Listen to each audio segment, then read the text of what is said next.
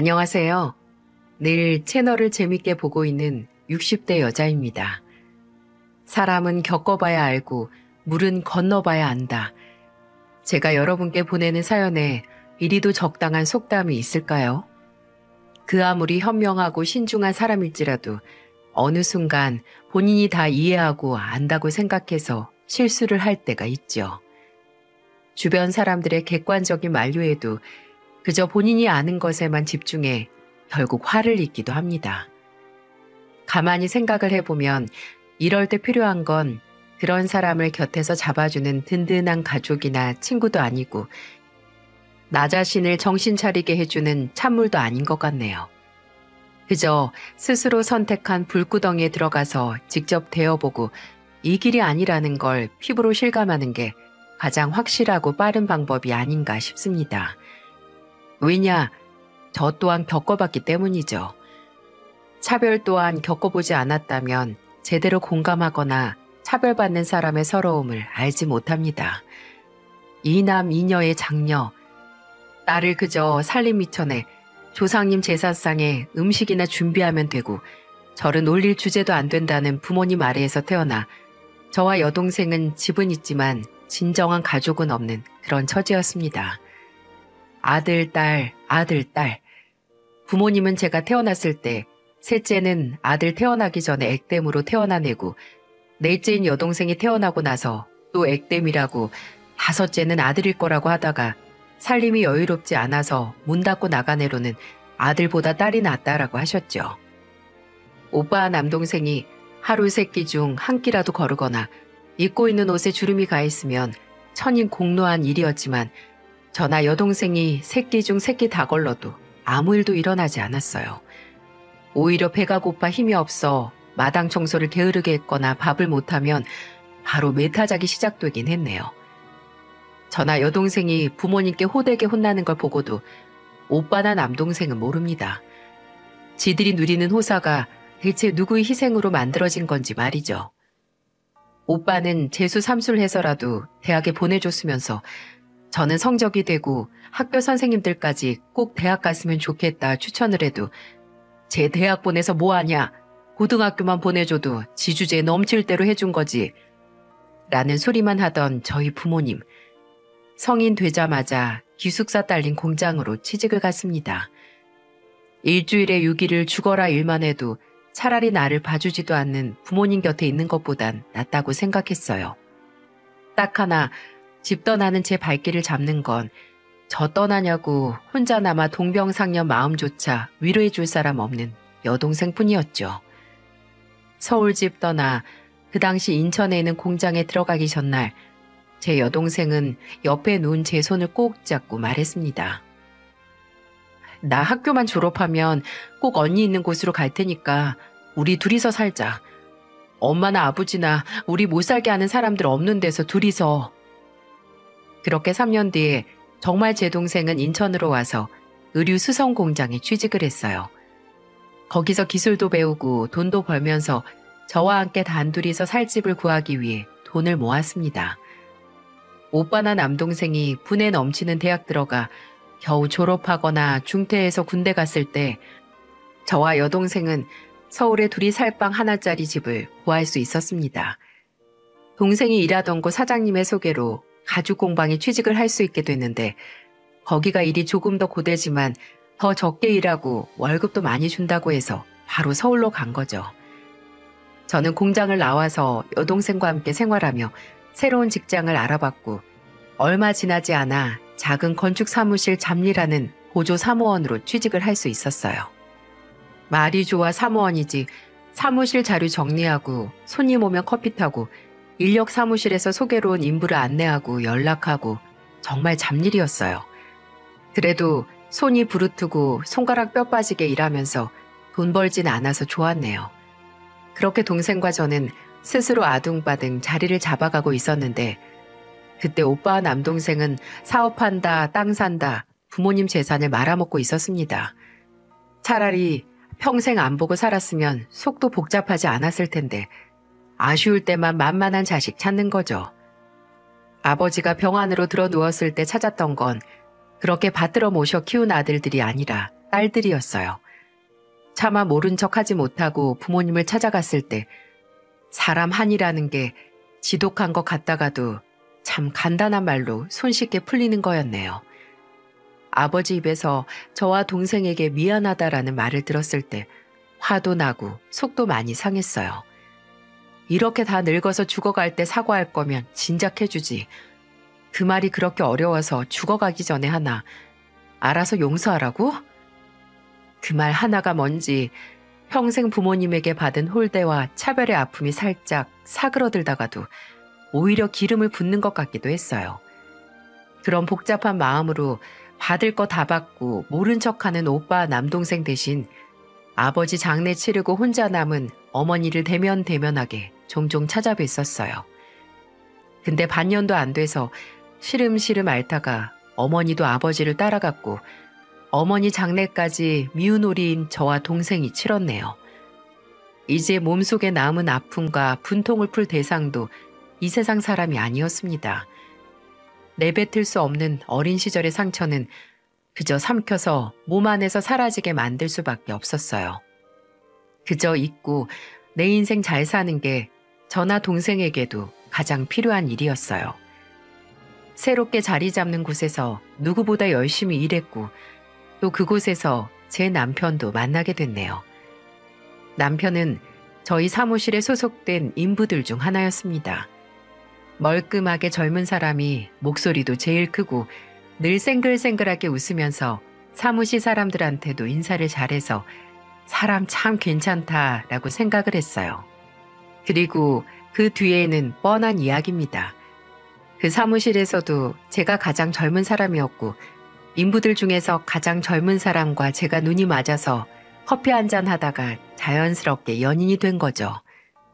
남편은 3남 1녀의 셋째로 아들이었음에도 저희 집처럼 뭐 귀한 아들이라서 있는 지원 없는 지원 받으면서 자란 사람이 아니었어요.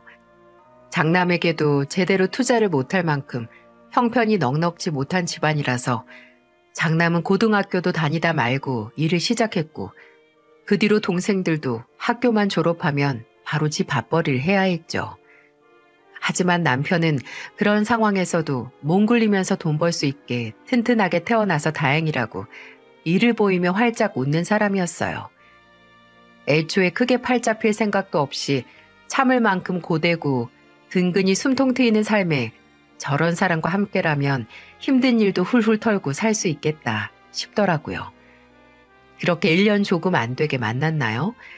제가 결혼을 한 게 25이었으니까요.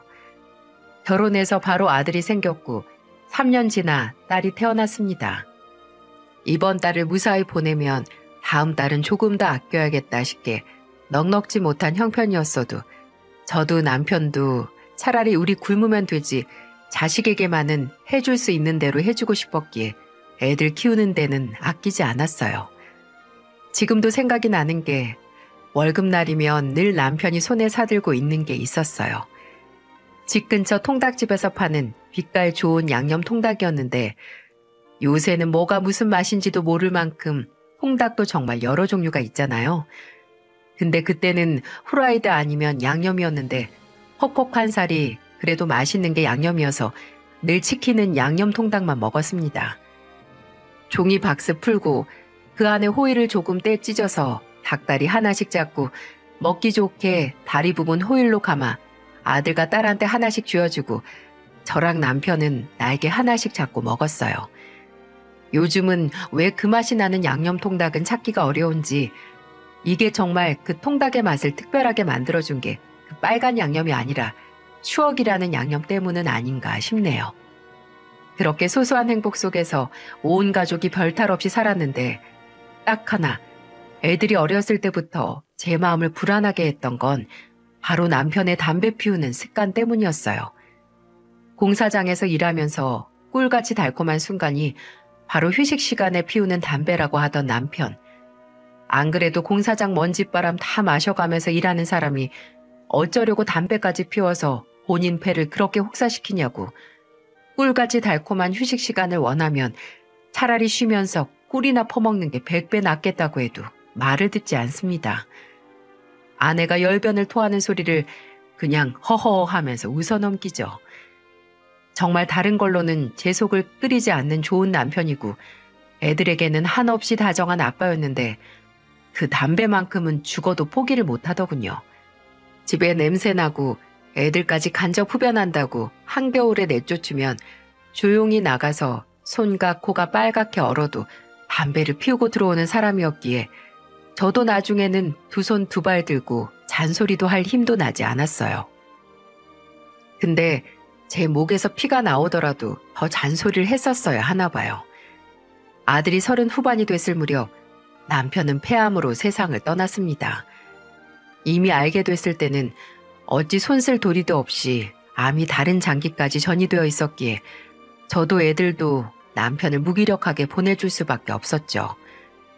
남편 영정사진을 보며 그러게 왜 내 말을 안 들었냐고, 그 담배가 뭐라고, 이렇게 일찍 가족들 곁을 떠나냐고 울었습니다.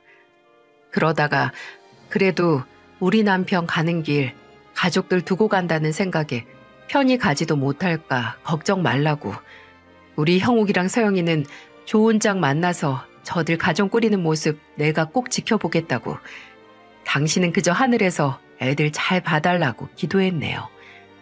딱 2년만 있다가 갔으면 장남 결혼하는 것도 직접 봤을 텐데, 그 당시 반도체 회사에 다니던 제 아들은 아버지가 떠나고 2년 뒤에 결혼할 사람을 데려왔습니다. 저는 남편이 떠나고 한 사람의 빈자리 때문에 적적했던 우리 집에 새 식구가 온다는 소식에 기쁘기도 하고 설레기도 했어요. 그 아가씨는 뭘 좋아하냐고 물어서 해산물을 좋아한다길래 주변에 묻고 물어 좋은 일식집을 예약해서 만나기로 했어요. 며느리는 그 당시 젊은 사람들 본다던 잡지 모델이랑 인터넷 쇼핑몰, 홈쇼핑몰 모델로 활동을 하고 있었습니다. 그래서 처음 만났을 때 어찌나 팔다리도 날씬하게 길쭉길쭉하고 얼굴도 작고 피부도 하얗고 반질반질 윤이 나는 게 아주 다른 세계의 사람 같더라고요. 저렇게 하늘에서 점지해서 태어나야 모델을 하는구나 싶게 말이죠. 근데 그 천사 같은 모습 속에는 도저히 상대하고 싶지 않은 악마의 모습이 있다는 걸 처음 만나는 날 알 수 있었네요. 아들과 며느리가 먼저 식당에 도착을 했고 저는 차가 막혀서 약속 시간보다 3, 4분 정도 늦었는데, 제가 식당에 들어가면서 손을 흔들자 아들은 일어나서 저를 반겼지만 며느리는 그냥 그대로 앉아서 고개만 까딱거리더라고요. 그런데 있죠? 죄도 아니고 큰 잘못도 아닙니다. 그저 습관적으로 하는 행동을 보게 되면 부모가 제대로 가르치질 않았구나 하는 걸 알 수 있는 그런 거요. 어른이 왔는데도 일어나지도 그렇다고 말로라도 처음 뵙겠습니다 라고 먼저 인사하는 게 아니라 눈치 켜뜨고 고개만 까딱. 이게 어찌 앞으로 가족이 될지도 모르는 사람한테 하는 인사입니까? 그래도 좋은 날 처음 만나는 사람에게 뾰족한 소리 하기 싫어서 웃으면서 넘어갔는데 그 이후의 행동들이 아주 숨도 안 쉬어도 마이너스였어요. 저희가 앉은 식탁에 컵이나 앞접시, 밑반찬 같은 건 세팅이 돼 있었는데 직원이 잊었는지 물병이 없더라고요. 근데 며느리가 갑자기 어딘가로 손가락을 까딱까딱 하는 게 아니겠어요? 멀리 있는 직원을 부르는 거였습니다. 아우, 요새는 걔한테도 그렇게는 안 하죠. 그런 며느리를 보고 다가온 직원에게 며느리가 한술 더 떠서 하는 말.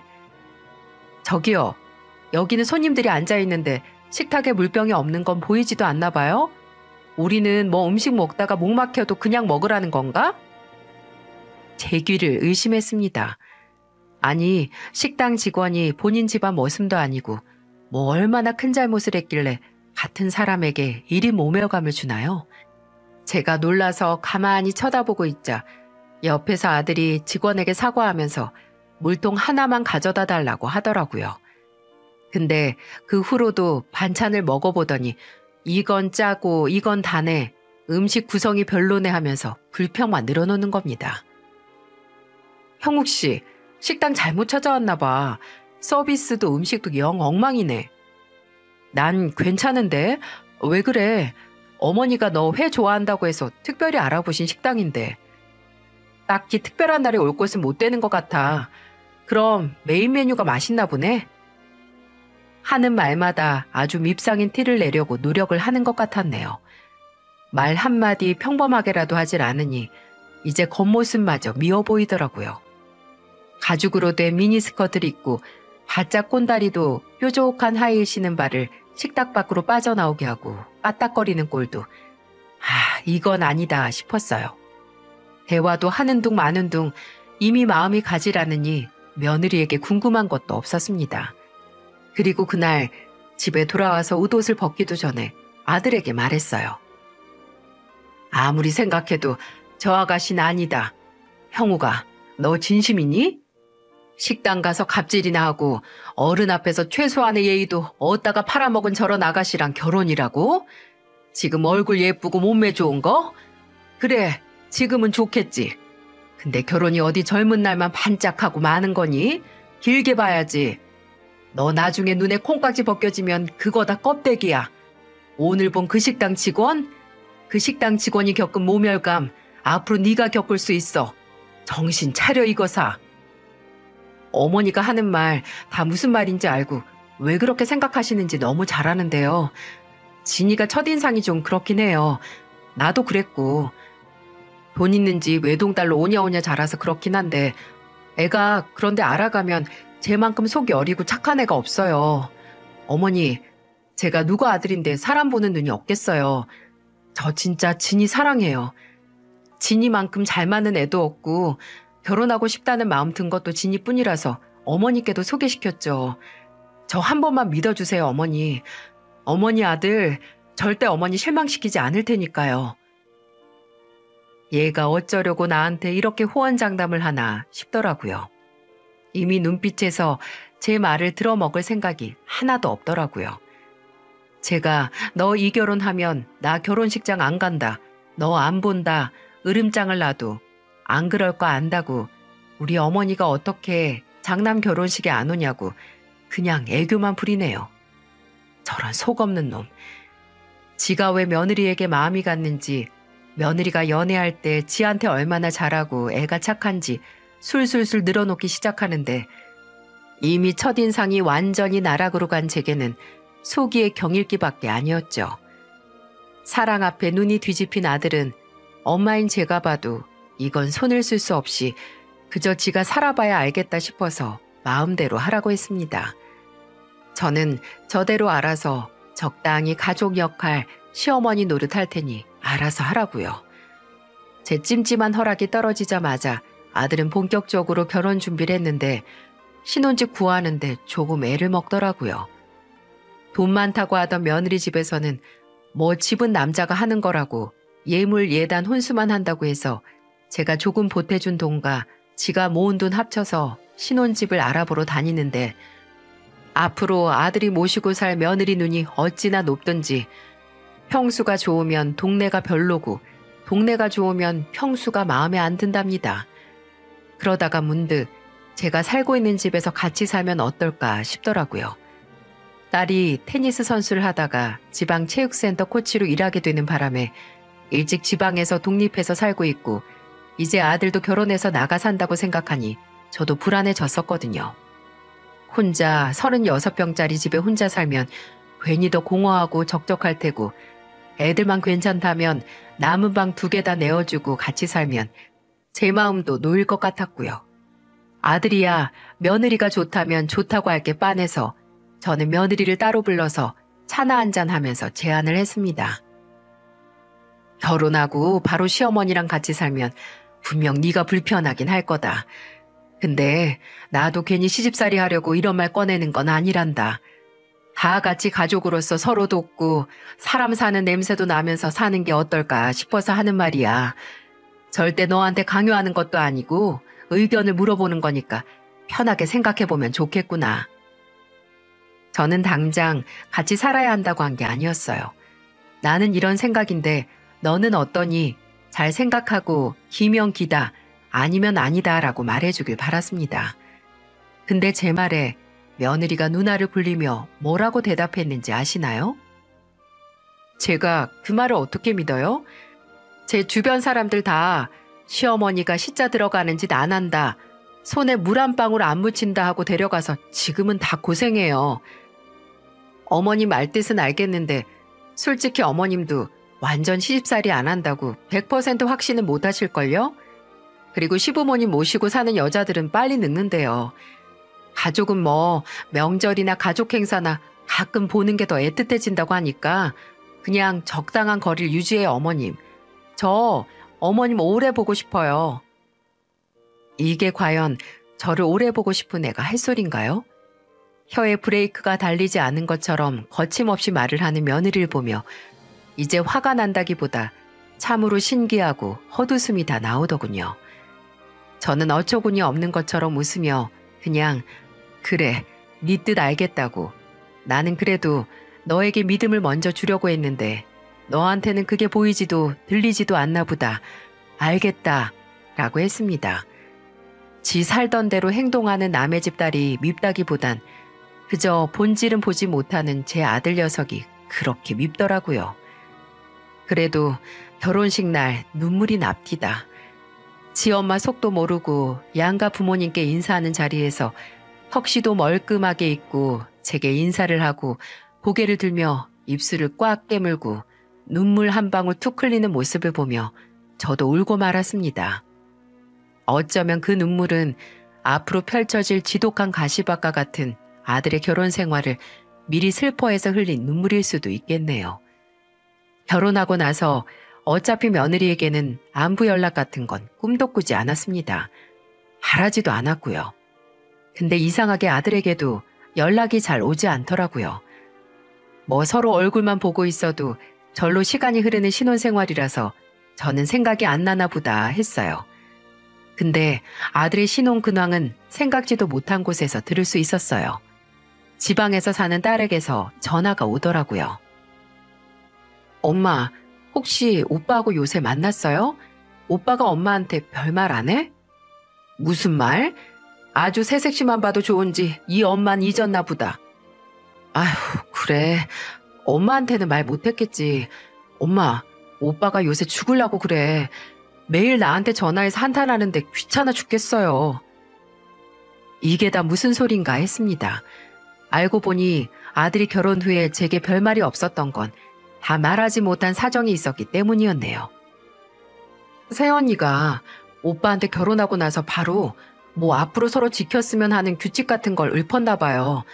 뭐 애는 낳으면 체형 변하니까 모델 생명 끝장이니까 절대 안 낳을 거라고 하고 본인은 평생 밥도 안 지어봤으니 집밥 바라지 말라고 아침은 그냥 그르고 점심은 회사에서 먹으면 되고 저녁은 배달시켜 먹거나 반찬 사다 먹자고 했대. 근데 새언니 결혼하고 일도 그만뒀다고 하지 않았어요? 그 얘기를 듣는데 머리가 어질했는데 또 어떻게 생각하면 아들이 지 무덤 파서 들어간 격이라 뭐라 할 말이 없는 겁니다. 며느리의 어처구니 없는 선언에 대한 이야기를 듣고 얼마 후 아들이 회사 퇴근하고 저녁을 같이 먹자고 집에 들렀어요. 며느리는 뭐 저녁에 친구들 모임 있다고 늦는다고 그날은 제 집에서 같이 밥 먹고 간다는 겁니다. 딱 봐도 결혼식 날보다 살이 빠져 보이는데 아들은 제가 다 알고 있다는 것도 모르고 그 몰골로 앉은 자리에서 밥 3공기나 뚝딱 비우더군요. 그 모습을 보며 혀를 끌끌 차면서 말했습니다. 삼시세끼 집에서 못 먹으니 엄마 집에 와서 먹니? 요즘 저녁에는 뭐 시켜서 먹어? 네? 엄마 앞에서 머리 굴리지 마라. 서영이한테 들었어. 진이가 뭐 선언인지 뭔지 했다며? 아휴, 그래. 앞으로 어떻게 할 거니? 박서영, 진짜 무슨 말을 못하겠네. 걱정 마세요. 이게 다 결혼하고 부부로서 의견 맞춰 나가면 될 일이죠. 근데 우리 어머니 집밥 너무 맛있다. 내가 이걸 몇 달이나 못 먹고 산 거야? 아들은 애써 괜찮겠거니 낙관적인 모습만 보여주는 것 같았지만 며느리는 명절에 집에 왔을 때도 지가지 친정에서 신혼집에서 하는 것 그대로 행동을 했습니다. 가족들 다 같이 음식 준비하고 상 닦고 식사 준비하는데 며느리만 멀뚱거리면서 천치처럼 지나다니는 겁니다. 그래, 차라리 음식에는 손대지 마라. 재료값이 얼만데 제 손에 맡겼다가 버리는 수가 있으니 하고 나중에 다 먹고 나서 설거지는 할까 싶었어요. 진이야, 너 오늘 와서 많이 먹었으면 설거지 정도는 할 수 있지 않니? 네? 설거지요? 저 못해요, 어머님. 이거 손톱 네일 한 지 아직 하루밖에 안 돼서 자리도 못 잡았고요. 또 손에 세제 자주 묻히면 손이 금방금방 터서 거칠거린단 말이에요. 그저 되도 않는 변명만 늘어놓던 며느리에게 한 소리 하려고 하는데 뒤에서 딸이 나타나서 무서운 얼굴로 말하더군요. 언니, 그거 진짜 웃기는 소린 거 알죠? 네일이나 세제야 고무장갑 끼면 하면 될 일이고 언니가 안 먹은 그릇들만 있는 설거지거리 하라는 것도 아니잖아요. 오늘 다 같이 청소하고 다 같이 음식 준비했는데 언니 뭐 했어요? 이렇게 밥만 떨렁 먹고 본인이 먹은 음식 설거지도 안 하고 가려고 했어요? 진심으로? 얘가 운동도 하고 체육 코치라서 그런지 단호하게 말하니까 엄마인 저도 무섭더라고요. 이글이글한 눈으로 마치 본인 학생 다그치듯이 며느리를 휘어잡는데 이럴 수가. 그리 꼿꼿하던 며느리가 제 딸이 무섭게 다그치니까 말을 듣더라고요. 입은 대빨 나오긴 했는데 민그적거리면서 고무장갑을 끼더니 느릿느릿 설거지를 하기 시작했어요. 그때 알았죠. 며느리는 전형적으로 강한 자에겐 약하고 약한 자에겐 강한 강약 약강의 인간이라는 것을요. 제가 며느리에게 단단히 만만한 시어머니로 찍히긴 했나 봅니다. 그리 제가 무슨 말을 하면 어깨나 으쓱거리고 해괴한 변명이나 하면서 빠져나가는 걸 보면 말이죠. 아들을 이 아이와 결혼시킨 걸 제외하고 제가 단 한 가지 후회하는 게 있다면 처음 만났던 그 식당에서 저를 보고도 일어나서 인사하지 않는 며느리를 봤을 때 그냥 지나가야 했던 게 아니라 당장 머리를 후려쳐서라도 일어나서 제대로 인사를 하게 만들어야 했어요. 그랬다면 며느리가 고분고분 말을 듣는 건 제 딸이 아니라 제가 됐었겠죠. 하지만 아무리 괴로워도 같이 사는 사람보다 괴롭겠어요? 아들은 종종 며느리가 속을 긁을 때마다 제게 전화를 하거나 찾아와서 한탄을 했는데 그 내용이 참 가관이었어요. 결혼 후 하던 일을 그만둔 거나 다름없는 며느리는 딱 두 장소만 왔다 갔다 했다고 해요. 거실 소파와 백화점. 집에 있을 때는 거실 소파에 누워서 일어나질 않았고 집에 없으면 100% 백화점에 가서 옷이니 가방이니 신발이니 바리바리 사서 집에 왔다고 합니다. 그 돈 다 어디서 났냐고 하면 며느리는 웃으면서 아들에게 말했다고 해요. 나 아직 우리 아빠 카드 쓰고 있어. 내가 그래도 당신 배려해서 아직 아빠 카드 쓰는 거니까 고맙게 생각해. 그래도 결혼했는데 계속 아빠한테 의지할 수는 없고 앞으로 몇 달 내로 당신 카드 쓸 테니까 내일 소비 패턴 잘 보고 준비 잘해. 사돈 어른 돈을 펑펑 쓰며 나중에 아들의 돈을 펑펑 쓰겠다고 예고하는 며느리. 아들은 무슨 일을 하는 것도 아니고 그렇다고 집에서도 손 하나 까딱 안 하는 며느리를 보면서 괴로워했고 저는 안타깝지만 정말 솔직히 하고 싶었던 말을 속으로 꾹 참았네요. 엄마가 뭐라고 했니? 길게 보고 결혼할 상대 찾으라고 했지? 라고 말이죠. 그래도 아들도 마냥 속 없는 놈은 아닌지 며느리에게 절대 경제권은 뺏기지 않으려고 하더라고요. 아들은 며느리에게 네가 정말 가족으로서 내 아내로서 돈 관리를 우리를 위해서 하고 또 집에 있으면서 가족 구성원으로서 제 몫을 해낸다면 그때 경제권을 공유할 거라고 했다고 해요. 그리고 정말 최소한의 생활비만 줬다는데 뭐 믿는 구석이 있는 며느리는 오히려 지아버지 카드를 흔들며 아들을 비웃었다고 하네요. 하지만 그것도 오래가지 못했습니다. 안타깝지만 코로나 시국으로 인해 사돈댁 사업이 점점 기울기 시작했다는 거죠. 끝내 며느리에게 줬던 카드값도 연체돼서 그렇게 믿던 사돈어른 카드를 쓰지 못하게 되자 며느리는 바로 태세 전환을 했다고 하네요. 아들에게 연락이 왔는데 뭐 요새 며느리가 달라졌다나 뭐라나.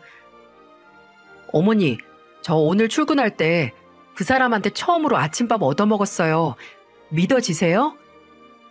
며느리는 이제 돈 나올 구멍이 사라지자 지푸라기 잡는 것처럼 아들을 잡은 겁니다. 카드값이 한 달에 700~800이 나오는데 넙죽 엎드릴 만도 했죠. 지 살 길을 만드는 건지 아니면 정말 후회를 하는 건지 며느리는 아들에게 전에 없던 살가운 모습을 보이고 절대 하지 않겠다던 임신 계획도 만들려고 한다고 아들은 씁쓸한 목소리로 말했습니다.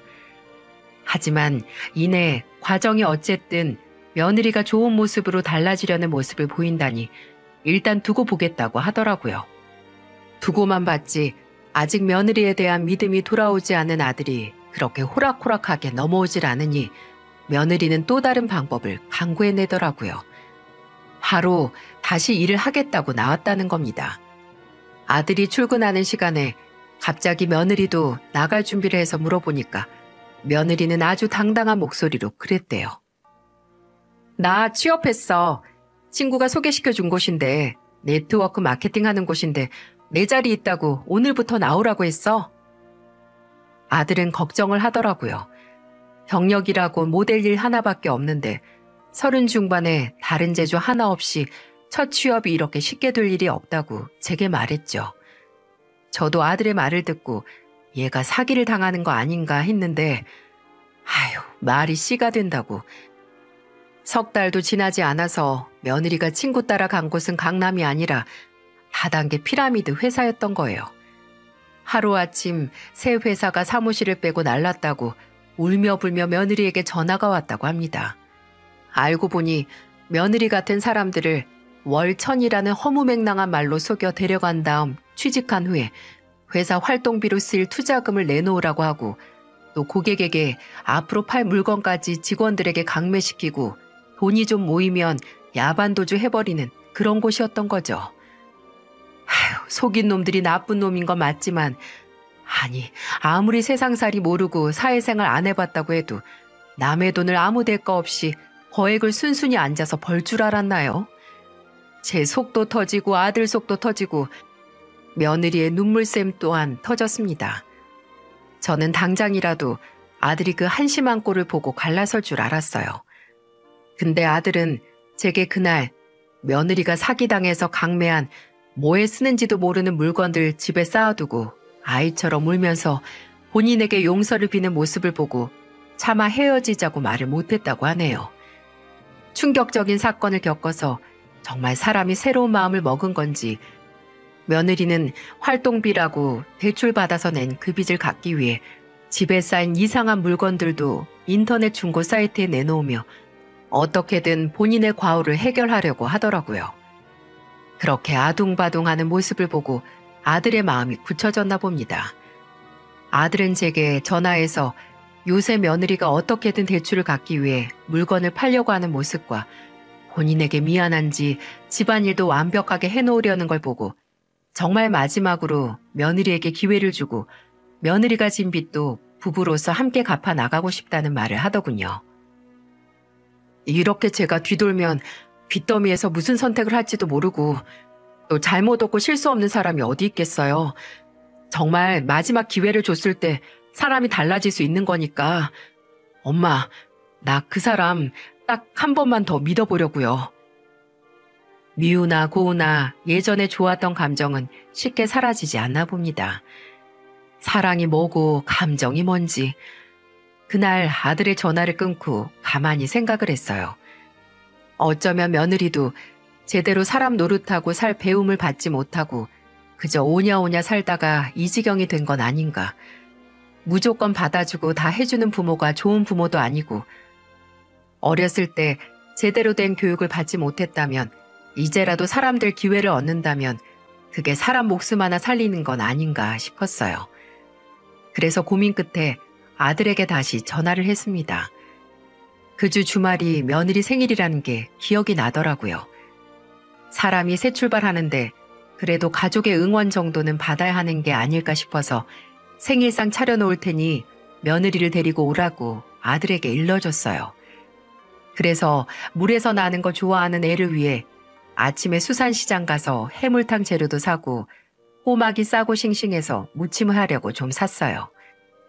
이제라도 정신 차리고 잘 살라고 염원을 담아 음식을 만들어 나가니 어느새 초인종이 울리고 아들과 며느리가 왔네요.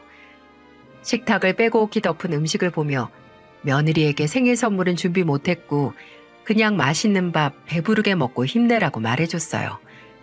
그랬더니 며느리는 목이 메는지 한참 말을 잇지 못하다가 힘겹게 입을 열더라고요. 감사합니다. 저 이제 정말 정신 차리고 뭐든 열심히 할게요.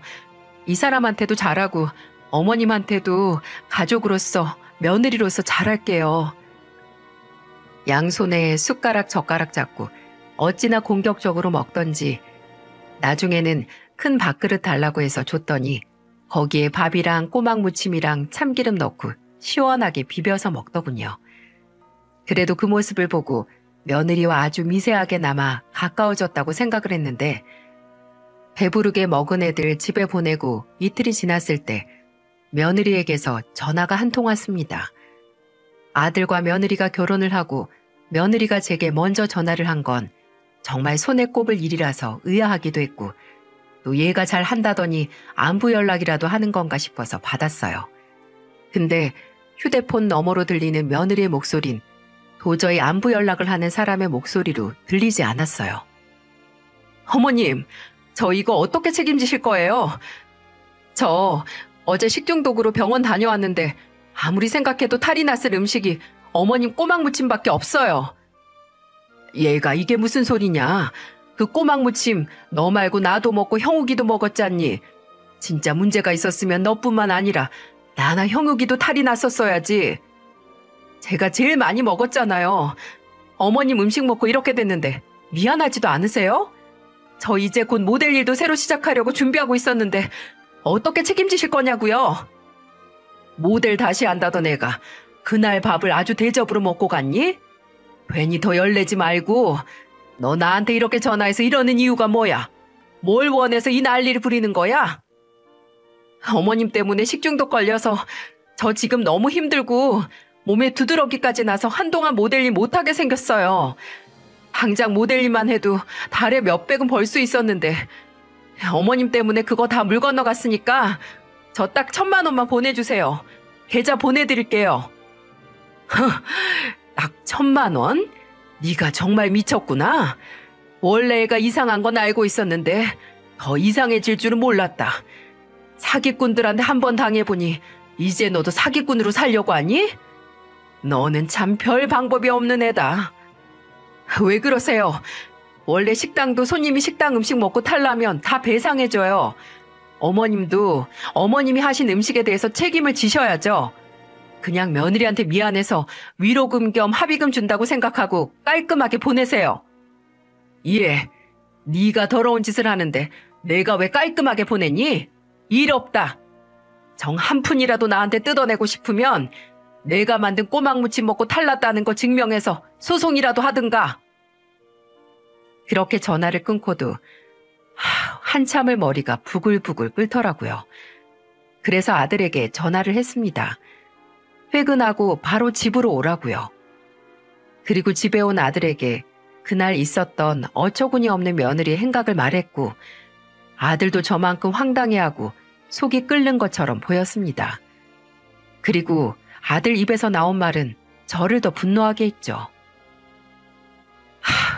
걔 식중독 걸린 건 맞는데 어머니 댁 가서 먹고 간 음식 때문이 아니라 다음날 지 친구랑 먹은 것 때문에 그런 거예요.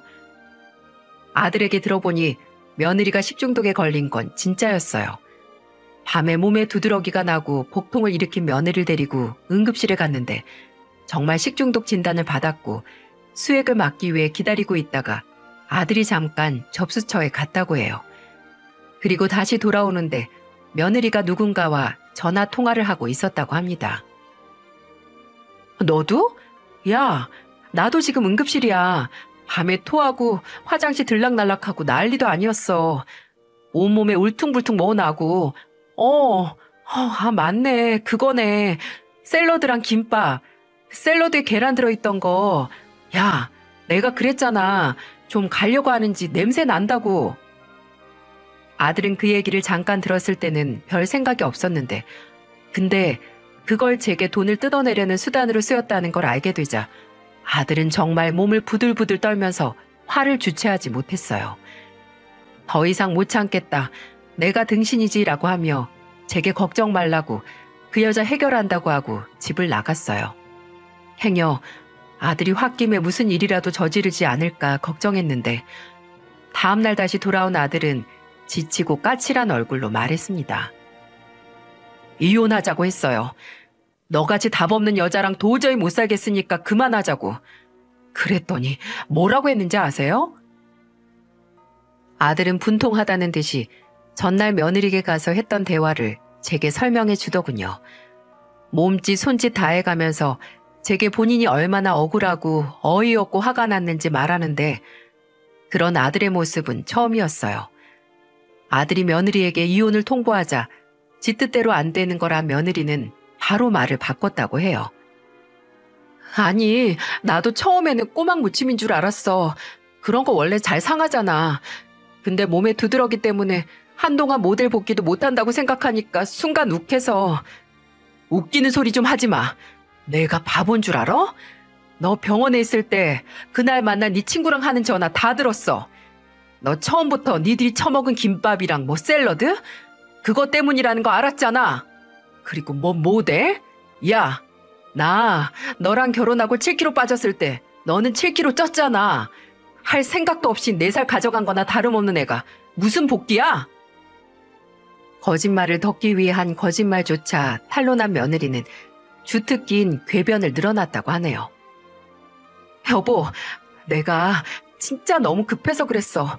당장 대출은 갚아야 하는데 당신이 그거 당장 못 갚아준다고 했잖아. 물건을 내놔도 안 팔리고 나도 숨통 막혀서 죽을 것 같았단 말이야. 그냥 이렇게라도 하면 한 번 던지면 어머님도 나 도와주실지 모르니까 내가 실수했어. 진짜 벼랑에 내몰린 거나 다름없어서 뭐든 해야 했단 말이야. 벼랑에 내몰렸다고 가족들 마음 가지고 장난치고 사기를 쳐? 너 그거 공갈 협박이나 다름없어. 진짜 내 생에 가장 후회되는 게 너 만나서 결혼한 거야. 벼랑에 내몰렸으면 이제 혼자 떨어질 생각이나 해라. 너 믿고 기회 준 가족 희생양으로 만들 생각하지 말고. 아들은 며느리와 마지막으로 나눈 대화를 제게 설명하며 끝내 고개를 숙였어요. 그리고 마른 손으로 연신 피곤해 보이는 얼굴을 쓸며 다시 입을 열었고요. 진짜 홀린 기분이에요, 어머니. 애초에 만나서도 결혼해서도 안 됐는데 왜 이렇게 당하고서야 알았는지 제 자신이 너무 한심하네요. 저는 그때 아들을 탓하는 말이나 아니면 위로를 건네지 않았습니다. 그저 아들이 스스로 본인의 잘못된 선택을 곱씹는 걸 바라봤어요. 아들은 그렇게 이혼을 했고 결혼 생활도 길지 않고 아이도 있는 게 아니라서 이혼 과정이 복잡하진 않았어요. 아들도 별 문제 없다고 하는데 제가 보기엔 며느리였던 애가 꽤 귀찮게 매달린 것 같더라고요. 나중에 이혼하고 혼자 빚더미에 앉은 그 애는 아들 말로는 친정으로 갔고 신용불량자가 됐다 하더라 라는 게 마지막 소식이었네요. 아들의 결혼은 1년 반 만에 끝났지만 기간이 짧다고 해서 상처가 작은 건 아니었어요.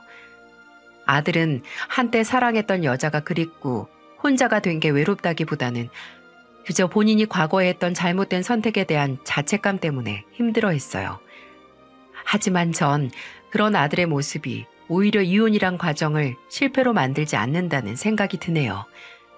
이혼을 했다고 실패를 한 게 아니라 이혼을 함으로써 그 희생을 하고 교훈 하나 얻지 못하고 나중에 같은 실수를 반복하는 게 이혼을 실패로 만드는 길이니까요.